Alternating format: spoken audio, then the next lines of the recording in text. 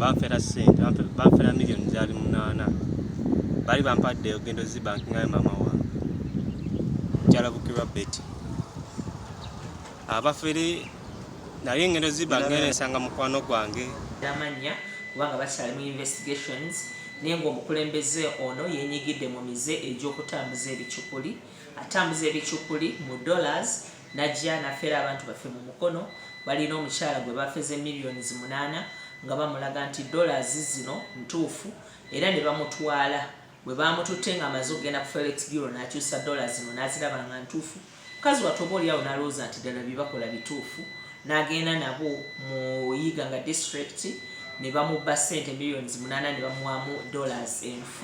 Nkubiriza abantu baffe mwenna mu ggwanga abampuliriza nti bannange tumanye nti ssente etuyanya era ssente erina okumenya. Teriyo ssente zoyinza kufuna mu ngeri ya nnyangu bwetyo. Omuntu bw'aba amanyi nti alina dollars entuufu ate tasobola kubanga akulumirirwa n'azikusanza w'okolera ezo ssente naye famire yaabwe eba teri bulungi. Bw'aba ne dollars entuufu naye aba alina kunoonya nnyo wakiri afuna looni n'ayozesa dollars n'asobola okusasuza looni okusinga okunoonya gwe gw'atalina na bw'ayita. Ssente nzibu kufuna ne bw'aba mwannyoko ne bw'aba nnyoko ne bw'aba kitaawo tasobola zikuwa nga tozikoleredde. N'olwekyo bannamukono mwenna abakyala mwenna abantu mwenna abampuliriza mbakubiriza mulekewo kulimbwalimbwanga ebintu ebitaliimu.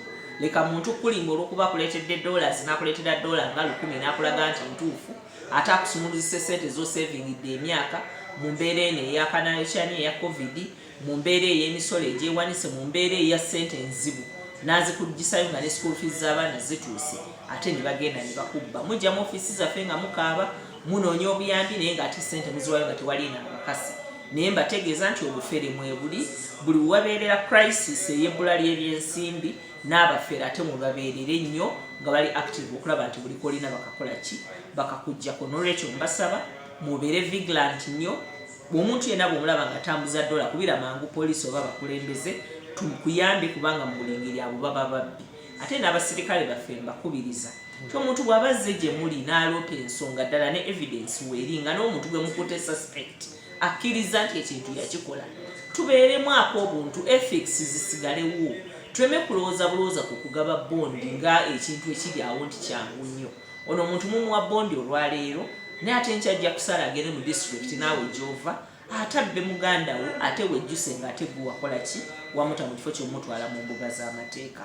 Kulwa Katonda n'ensi yange nsigadde ndi Fatuma Ndisaba RBC Mukono.